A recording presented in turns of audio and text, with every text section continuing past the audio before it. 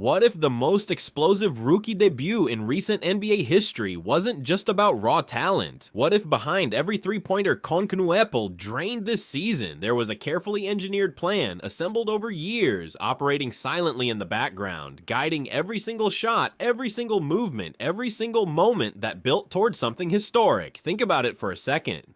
How many times in the history of professional basketball have we seen a player walk into the league and, before even completing half of his first season, already have his name written in the record books? Not just any record, the all-time single-season three-point record for a rookie in the NBA. And the name that now lives in that spot forever is Kon Knueppel. The 4th overall pick by the Charlotte Hornets didn't arrive in the league looking for his footing. He didn't spend his rookie season adjusting, adapting, or surviving the transition from college to professional basketball the way most first-year players do. He came in with a mission, with a role defined before training camp even started, and with the tools to execute that role at an elite level from the opening tip of Game 1. While other rookies were learning the speed of the professional game, Knueppel was making history. While other first-year players were trying to earn minutes, he was leading the entire league in three-pointers made. And that is exactly where the story begins to get interesting. Because Knueppel didn't just surpass the previous record, he didn't inch past it at the very end of a grinding 82-game season, barely crossing the finish line with the old mark in the rearview mirror. He broke it emphatically, decisively, and with more than 20 games still remaining on the schedule. The previous record belonged to Keegan Murray, who converted 206 three-pointers across 80 games during his rookie campaign in the 2022-23 season. 206 made threes in 80 games. That was the number every young shooter in the league would have pointed to as the ceiling of what was possible in a first year. Knueppel didn't just reach that ceiling, he shattered it, and he did it in only 59 games. Let that number sink in. Murray needed 80 games. Knueppel needed 59. That is not a minor gap. That is a generational statement disguised as a statistic. That is the kind of number that forces you to pause, step back, and ask whether what you are witnessing is simply the product of individual greatness, or whether there is something far more deliberate, far more calculated happening behind the scenes. The night the record officially fell was against the Indiana Pacers. By halftime, Knueppel had already knocked down 5 three-pointers, and anyone paying attention could feel what was coming. Every made shot added another layer of inevitability to the evening, and when the third quarter arrived, so did the moment that will now live permanently in NBA history. The record-breaking three came off an assist from Sion James, his former teammate at Duke University. Two players who had built a connection in college, who had developed a shared basketball language long before either of them heard their name called on draft night, combining at the exact moment the history books needed to be rewritten. Too much of a coincidence, or a perfectly written script. Now the numbers, because the statistics surrounding this historic season tell a story that goes far beyond what any highlight reel can capture.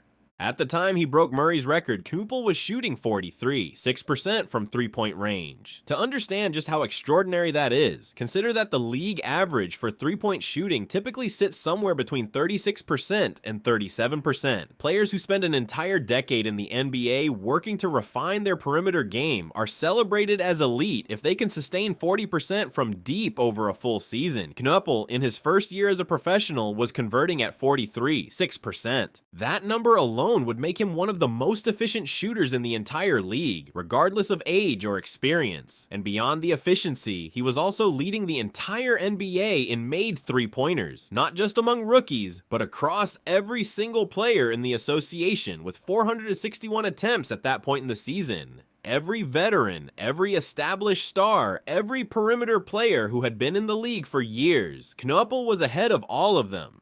A first-year player, still technically in the middle of his adjustment period, was outproducing the whole league from beyond the arc. But here is the detail that fundamentally shifts the entire conversation. According to Cleaning the Glass, one of the most rigorous and respected statistical platforms in the basketball analytics world, 93% of Knueppel's three-point attempts this season came directly off assists. 93%. That means in the overwhelming majority of his attempts, he wasn't creating his own shot off the dribble. He wasn't pulling up in isolation, manufacturing difficult looks against set defenses. He was relocating, cutting, moving without the ball, reading the floor, finding the open space, and converting when the pass arrived. He was the final piece of a machine that was built specifically to find him, feed him, and put him in the perfect position to score. And that machine worked with a consistency that the NBA had never seen from a rookie before. Now, someone might hear that 93% number and interpret it as a limitation, as evidence that Knueppel is simply a catch-and-shoot product of his system, someone who would disappear in a different offensive environment with different teammates and a different coaching philosophy. But that interpretation misses the entire point.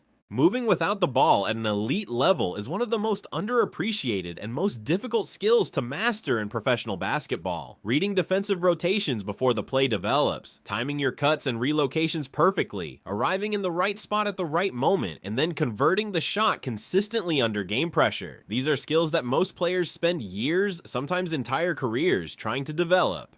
Knueppel arrived with all of them already sharp and fully operational. What that 93% number actually reveals is something far more interesting than a limitation. It reveals that the Charlotte Hornets constructed an entire offensive identity specifically designed to maximize what Knueppel does best. The ball movement, the spacing, the off-ball screening actions, the pick and roll patterns, all of it was calibrated to generate open looks for their 4th overall pick.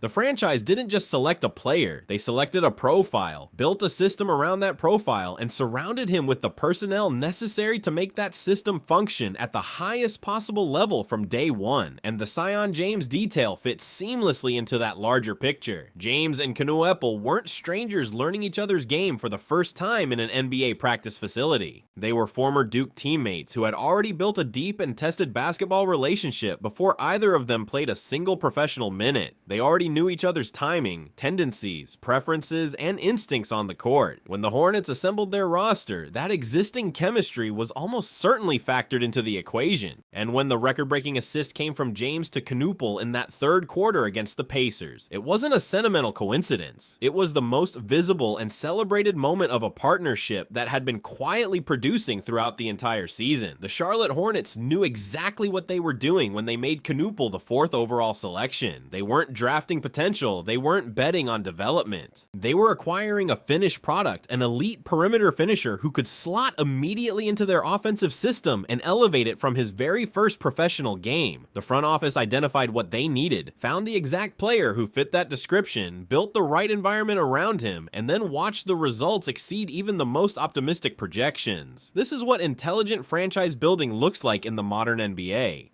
It is not built on luck, on hope, or on simply taking the most athletically gifted player available and trusting that things will eventually work out. It is the product of clear organizational vision, deliberate roster construction, and the discipline to execute a long-term plan with precision. The Hornets cracked that code with Knueppel, and 59 games into his rookie season, the evidence is sitting permanently in the record books.